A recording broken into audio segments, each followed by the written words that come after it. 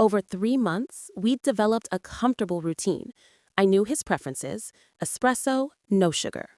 The Wall Street Journal and La Repubblica. Salmon for dinner, never beef. He knew my name, asked about my day, occasionally made small talk about Rome's weather or Chicago's architecture. It was the kind of professional relationship flight attendants develop with regular passengers. Friendly but boundaried, pleasant but distant. Until tonight.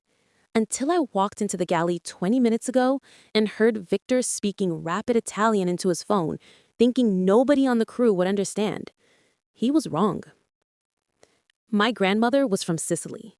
She'd raised me speaking both English and Italian, telling me stories of the old country, teaching me the language of her youth. I'd let that skill fade over the years, but I understood enough. And what Victor said, in that confident voice of someone who believes they're speaking in private, it was unmistakable. Sì, tutto è pronto. Quando arriviamo a Roma, lo portiamo direttamente al notaio. I documenti sono pronti. Firmerà tutto. Le proprietà, le attività, I conti. Non sospetta nulla. Yes, everything's ready. When we arrive in Rome, we take him directly to the notary. The documents are ready. He'll sign everything. The properties, the businesses, the accounts. He suspects nothing.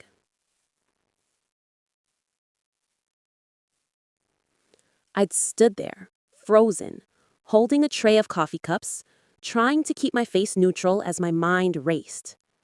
Victor continued his call, turned, saw me standing there. "Coffee ready?" he asked in English, smiling that professional bodyguard smile. "Almost," I managed. 5 minutes. He nodded, walked back to first class, leaving me alone with the knowledge that I'd just overheard a billion-dollar betrayal. Now, 30 minutes later, I stood in the main aisle with my coffee service cart, trying to figure out what the hell I was supposed to do with this information. Option 1, mind my own business. Not my problem, not my world. Serve the coffee, finish the flight, go home, forget I heard anything. It was the smart choice, the safe choice. Option 2, somehow warn Matteo Castellano that his most trusted employee was planning to steal everything he'd built. It was the dangerous choice, the complicated choice. The choice that could get me fired or worse. I looked down the aisle at seat 1A. Matteo sat reading his newspaper, completely unaware. Victor stood nearby, alert, protective, the picture of perfect loyalty. Nobody would believe me if I just walked up and accused him. I had no proof, just an overheard phone conversation in a language Victor didn't think anyone understood. And even if Matteo believed me, what then? A confrontation at 30,000 feet?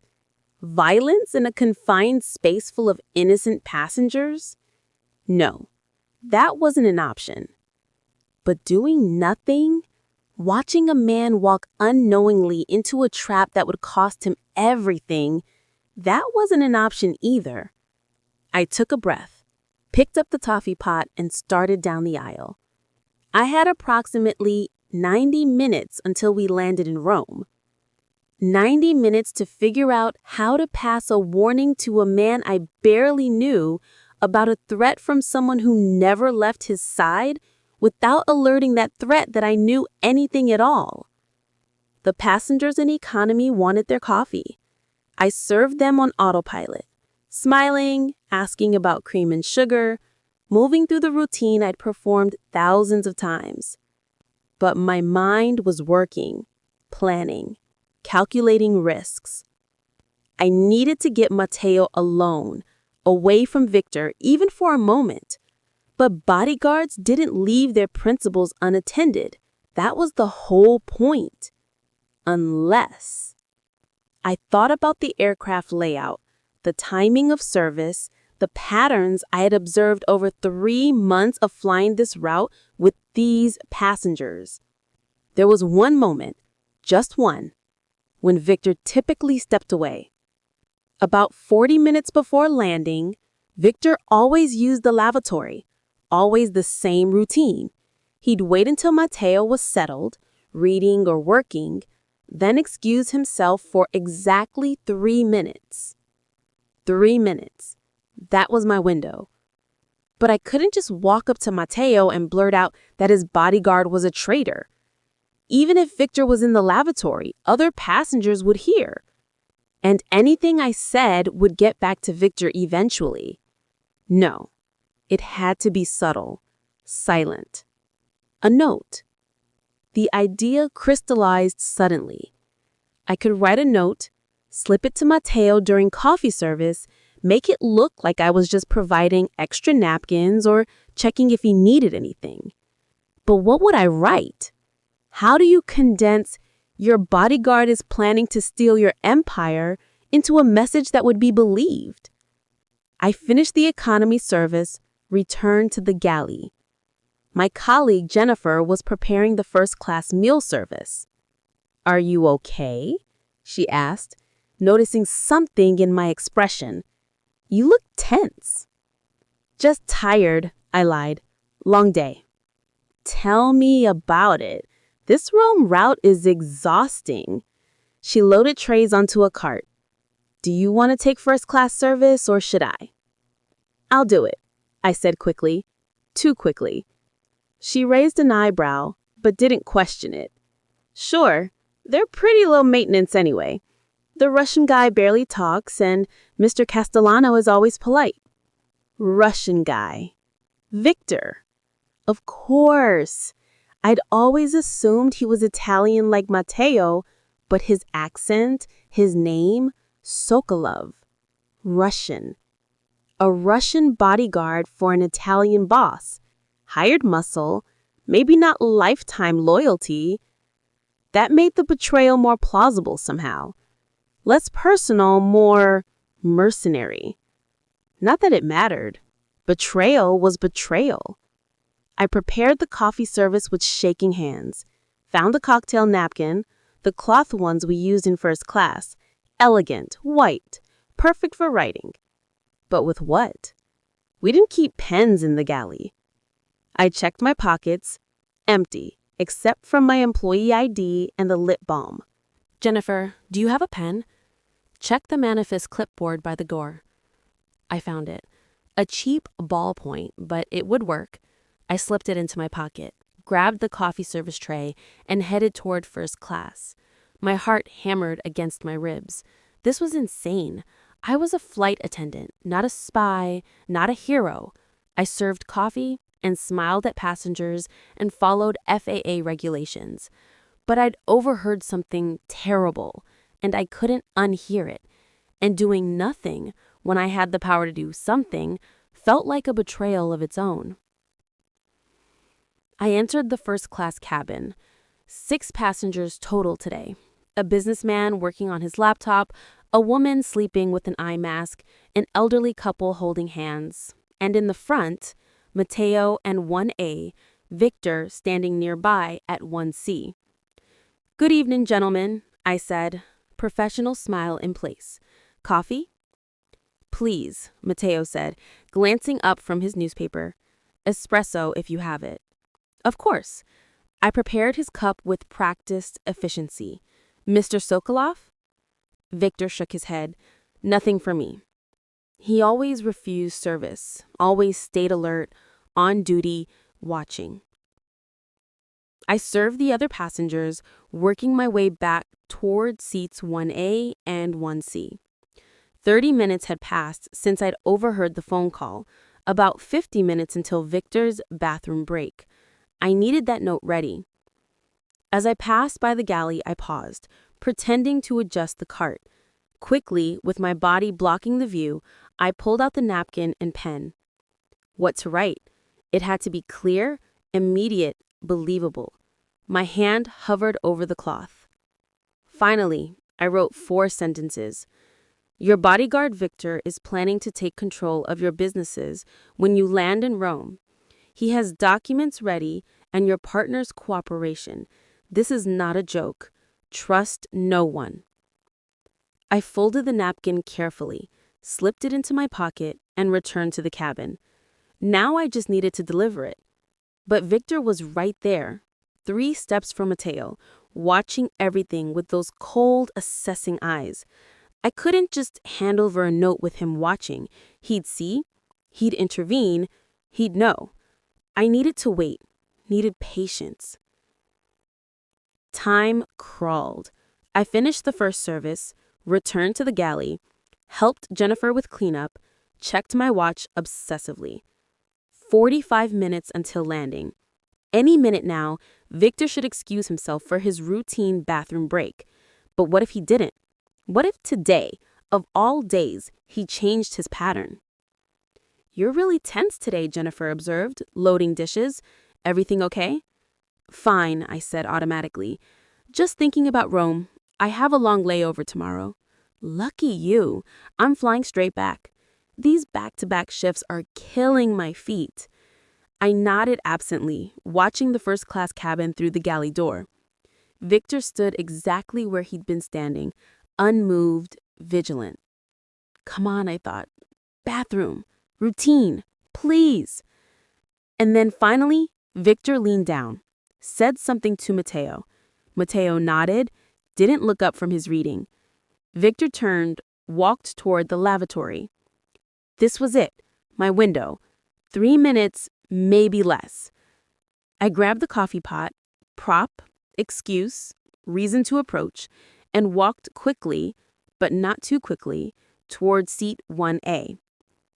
"Mr. Castellano, would you like a refill?" "No, thank you," he said politely, still reading. I leaned closer, voice barely above a whisper. "Sir, I need you to take this napkin. Don't read it now. Put it in your pocket immediately. Don't react." His eyes flickered up, meeting mine. I saw confusion, maybe suspicion. "Please," I whispered urgently. "Trust me, your life depends on it." For a long moment, he just stared at me. Then, very slowly, he closed his newspaper. "What?" "No questions. Not now. Take the napkin." I pulled it from my pocket, keeping my hand low, out of sight of the other passengers. "Now, please." Something in my voice, or maybe my expression, convinced him. He took the napkin, slipped it smoothly into his jacket pocket without looking at it. "Read it when you're alone," I whispered. "Trust no one." Behind me, I heard the lavatory door click open. Victor was coming back. I straightened immediately, raised my voice to normal volume. "Of course, sir. Let me know if you need anything else." "Thank you," Mateo said, his voice steady, but his eyes sharp, calculating. I walked back down the aisle, passing Victor, smiling. "Coffee, Mr. Sokolov?" "No," he said shortly. Had he seen? Did he suspect? I kept walking, kept breathing, kept my face neutral. In the galley, I set down the coffee pot with shaking hands. It was done. I delivered the warning. Now it was up to Mateo to believe it, to act on it, to protect himself. My part was finished. Except I couldn't stop watching, couldn't stop wondering what would happen next. 20 minutes until landing. 20 minutes until we touched down in Rome, where lawyers and forged documents and a corporate coup were supposedly waiting. Would Mateo believe a stranger's warning? Would he confront Victor? Would he quietly change his plans? Or would he dismiss it as a crazy flight attendant's delusion? I busied myself with landing preparations, but my eyes kept drifting to seat 1A. Mateo sat very still, newspaper forgotten in his lap. I couldn't see his face clearly from this angle, but his posture had changed. More alert, more tense. He'd read the note. Victor stood beside him, oblivious, checking his phone. The descent began. The captain's voice over the intercom. "Flight attendants, prepare for landing." I took my jump seat, buckled in, and watched the cabin. Everything looked normal. Passengers gathering belongings, putting away devices, returning seats to upright positions. But I saw the moment Mateo's eyes met Victor's, saw something shift in his expression. Not fear, not anger, something colder, more dangerous. Recognition, understanding, decision. The wheels touched down. We taxied to the gate. Normal procedure, normal routine. Except nothing felt normal anymore. After we stopped, passengers began deplaning. I stood by the exit, thanking everyone, wishing them well. Mateo approached, Victor close behind. Mateo met my eyes briefly, nodded once, just once, and that small gesture carried weight. Thank you. I believe you. I'll handle it. Then he was gone, disappearing into the jet bridge, Victor shadowing every step of his path. I stood there wondering what would happen next, wondering if I just saved a man's empire or destroyed my career for nothing. The layover in Rome was supposed to be 18 hours. Standard crew rest, hotel provided by the airline, return flight the next evening. I checked into my room, showered, tried to sleep, couldn't. At 11 p.m., unable to stop myself, I pulled out my phone and searched. Mateo Castellano, Rome. Nothing. No news. No arrests, no reported incidents. Maybe it was all fine. Maybe my warning had been enough. Maybe Mateo had quietly handled Victor, canceled whatever meeting was planned, protected his interests without drama. Or maybe I'd been wrong.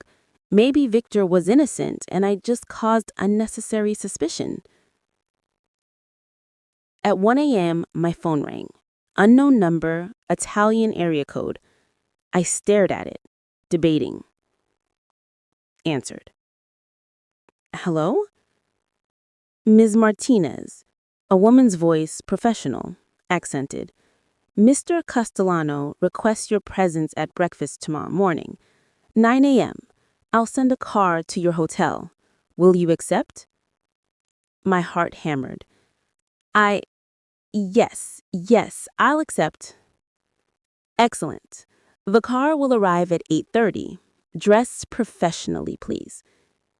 She hung up before I could ask questions. I didn't sleep that night. At 8:15, I dressed in the most professional civilian clothes I'd packed. Simple black dress, low heels, minimal jewelry. The car arrived exactly on time. A sleek black Mercedes, driver in a suit, silent and professional. We drove through Rome's morning traffic, eventually stopping at a restaurant I recognized, an exclusive place where reservations required months of waiting and connections I didn't have. The driver opened my door. Second floor, Mr. Castellano's expecting you. I climbed the stairs on shaking legs, wondering what I was walking into. The second floor dining room was private, empty, except for one table by the window. Mateo sat alone, dressed casually in a sweater and slacks, looking remarkably calm for someone whose trusted bodyguard tried to steal his empire. Ms. Martinez, he said, standing as I approached. Thank you for coming. Please sit. I sat, acutely aware of how surreal this was. 24 hours ago, this man was just a passenger. Now I was having breakfast with him in private. Coffee? He asked, pouring without waiting for an answer. It's excellent here. Better than airplane coffee, I promise. I accepted the cup, waited.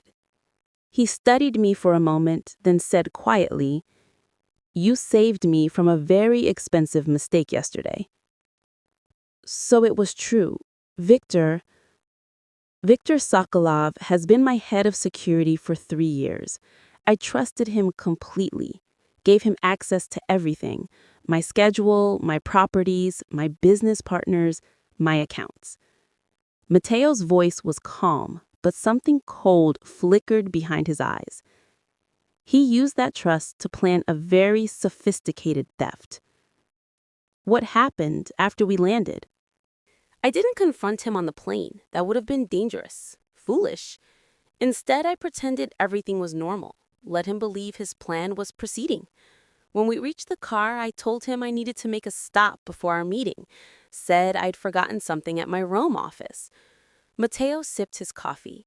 My office has a secure room, soundproof, private.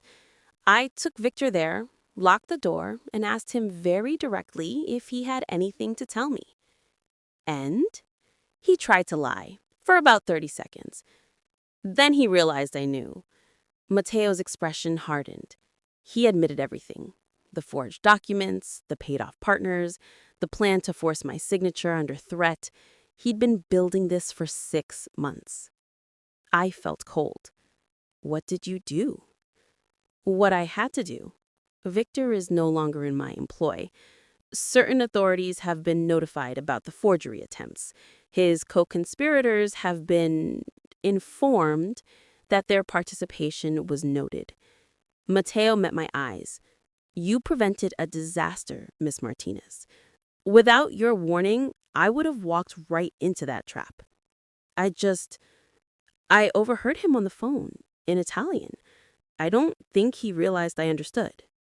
Most people wouldn't have. Matteo leaned back. Most people, even if they understood, wouldn't have gotten involved.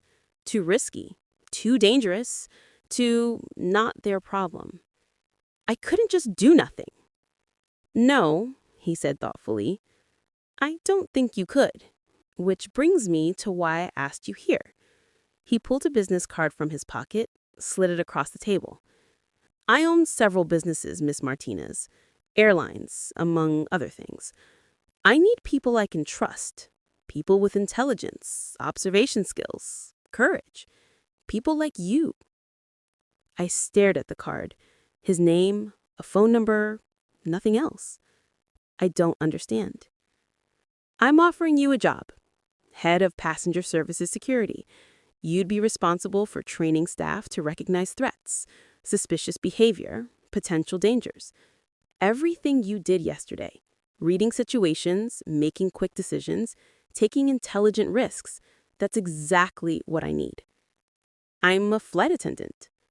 You're an exceptionally observant woman who saved me from a billion-dollar theft using nothing but attention to detail and courage. That's worth more than any security degree. I don't know anything about corporate security. You know people. You know how to read them, how to see what others miss. The rest can be taught. I looked at the card, mind spinning. Think about it, Matteo said. You don't have to decide now. But Sophia? May I call you Sophia? Yes. Sophia, you have a gift. Don't waste it serving coffee when you could be protecting lives. It wasn't an insult. He said it with respect, with recognition. What would the job actually entail? Training programs, protocol development, threat assessment. You'd work with my security team, my new security team, to develop better systems for recognizing internal threats before they become problems. Because of what happened with Victor. Exactly. He was my blind spot. I trusted him so completely, I didn't see the signs. You did. In 20 minutes, from overhearing one phone call, you identified a threat I'd missed for months. That's valuable, Sophia. Incredibly valuable. The offer was tempting. More money, certainly. More prestige. A chance to do something meaningful, important. But it was his world. A world I didn't fully understand. With dangers I couldn't predict. Can I think about it? I asked. Of course. Take your time. But Sophia? May I call you Sophia? Yes. Sophia, you have a gift. Don't waste it serving coffee when you could be protecting lives. It wasn't an insult. He said it with respect, with recognition. What would the job actually entail? Training programs, protocol development, threat assessment.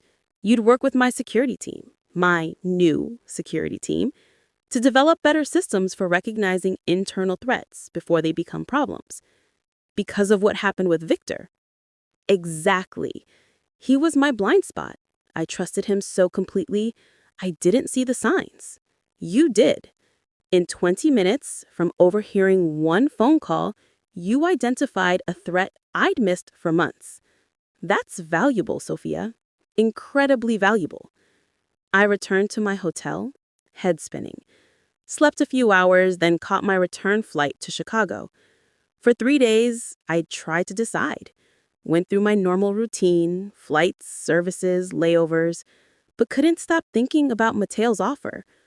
On the 4th day, I called the number on the card. A woman answered. Mr. Castellano's office? This is Sophia Martinez. He asked me to call. One moment, please. A click, then Mateo's voice. Sophia, have you decided? I have questions first. Ask anything. This job, is it legal? Am I going to be asked to do anything illegal? Completely legal. You'd be a legitimate employee with a legitimate security role. Everything proper, everything documented. And safe. I don't want to end up like Victor. Safer than flying, though. Safer than flying, he said dryly. No betraying me from inside my own organization, I promise. You'd be protected, respected, valued. I took a breath. Then yes, I accept.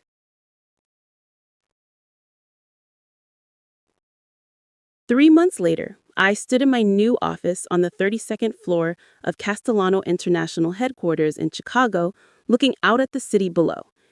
Director of Passenger Services Security. My title, my department, my team of 12 people I'd hired myself, training them in the art of observation, threat recognition, human behavior analysis. I'd left flying behind. Left the uniforms, the service cards, the forced smiles, but I hadn't left the skills. Those I'd sharpened, refined, turned into something more. Mateo had been right. I had a gift for reading people, for seeing what others missed. And in my new role, that gift protected thousands of passengers every day. We'd already caught 2 potential smugglers, 3 people traveling on forged documents, and 1 very sophisticated insurance fraud scheme. My team's work had been quietly, but significantly effective. And I'd earned it. Not through connections, not through relationships, but through competence. Through proving day after day that I knew what I was doing. Mateo treated me as an equal, listened to my recommendations, implemented my suggestions, respected my expertise. 6 months after I started, he called me into his office. I have something for you, he said, sliding a document across his desk. I scanned it, then looked up in shock. This is a promotion. Executive Vice President of Global Security Operations. You'd oversee all security across all my companies, not just passenger services. Mateo, I've only been here 6 months. And in 6 months, you've prevented more problems than my previous security head prevented in 3 years. You've earned this, Sophia. I stared at the offer. The salary was absurd. The power, real. The responsibility, enormous. What happened to your previous security head? I asked carefully. Retired, very comfortably. No drama, Mateo smiled faintly. I learned my lesson about hiring people I can't trust. You, I trust. You've proven yourself repeatedly. Why? Why do I trust you? Because you didn't have to help me. You gained nothing from warning me about Victor except risk. That's loyalty without obligation, the rarest and most valuable kind. I accepted the promotion.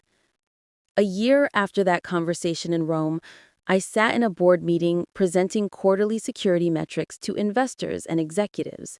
Mateo sat at the table, not at the head. just another board member, listening attentively as I outlined our new threat detection protocols. After the meeting, as people filed out, he lingered. That was impressive. The board was very pleased. Thank you. I packed up my presentation materials. The new systems are working well. We're catching problems earlier, responding faster. Because of you. Because I hired someone who actually pays attention. Because you took a chance on a flight attendant who overheard a phone call. Best chance I ever took. He walked to the window, looked out at Chicago's skyline. Do you ever miss it? Flying? Sometimes, I admitted. The travel, the routine, but not the limitations. Not serving coffee when I could be doing this. This suits you better. It does. He turned back to me. I never properly thanked you for that day on the plane. You didn't have to get involved. You could have looked away. I couldn't. Once I knew, I couldn't unknow it. And doing nothing when I had the power to do something, that would have been wrong. Most people don't think that way. Then most people aren't paying attention. He laughed, genuine and warm. No, they're not. But you do. And that's why you're here. I gathered my things, headed for the door. Paused. Mateo, can I ask you something? Always. Do you ever wonder what would have happened if I hadn't overheard Victor? His expression grew serious. Every day, I'd have lost everything. Businesses, properties, reputation, control. Victor was patient, thorough. His plan was nearly perfect. But it wasn't perfect because he assumed no one was listening. That was his mistake. He underestimated you, thought you were just a flight attendant serving coffee, didn't see the sharp mind, the quick thinking, the courage. People make that mistake a lot. Their loss, my gain. I left his office, walked through the corridors of my department, a department I'd built from nothing, staffed with intelligent, observant people who understood that attention to detail could save lives, protect empires, change outcomes. My assistant met me at my office door.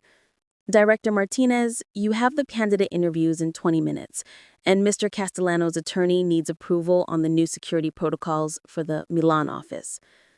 Thank you, James. Send the attorney's proposal to my screen. I'll review it before the interviews. This was my life now.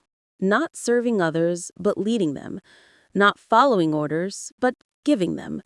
Not being underestimated, but being respected. That evening, I went home to my apartment. Larger now, nicer, view of the lake, and poured myself a glass of wine. Stood at the window, watching the city lights. But that decision had revealed something important. I was capable of more than I'd been doing, had skills I'd been underutilizing, had intelligence that deserved better than service carts and forced smiles. I'd been good at being a flight attendant, really good, but I was exceptional at this. My phone buzzed, a message from Mateo. Board approved the Milan protocols. Excellent work. Also, I'm promoting Elena to Deputy Director of European Operations. Your recommendation was spot on. I smiled. Elena had been a flight attendant too, working Mateo's Rome route when I'd recruited her 6 months ago. She'd seen the same things I'd seen, the patterns, the behaviors, the subtle signs of trouble. We were building something important. A network of intelligent, observant professionals who understood that prevention was better than reaction, who knew that the best security was paying attention. I sent back, Elena will be excellent. She notices everything. His response? Like someone else I know. I set down my phone, sipped my wine, thought about Victor, wherever he was now. Thought about the life he'd tried to steal, but empire he'd tried to claim. He'd failed because he'd made a fundamental mistake. He'd assumed nobody was watching. But someone was always watching. someone always noticed. And sometimes that someone was a flight attendant in a galley, understanding a language the traitor thought was private, seeing a threat everyone else had missed. I'd learned something important from that experience, something I tried to teach every new hire in my department. Never underestimate anyone. The person serving you coffee might be the person who saves you. The colleague you barely notice might be the one who sees everything. And when you see something wrong, something dangerous, something that threatens harm, don't look away. Don't convince yourself it's not your problem. Don't tell yourself you're not qualified to help. Get involved. Take the risk. Do something. Because I'd done something. One note slipped under a coffee cup had prevented a disaster. And it had given me a life I'd never imagined, a career I'd never planned for, a position I'd never thought possible. Not because someone gave it to me, but because I'd earned it. I was Sophia Martinez, former flight attendant, current Executive Vice President of Global Security Operations. And it all started because I paid attention, refused to look away, and had the courage to slip a note to a stranger. Sometimes the smallest actions have the biggest consequences.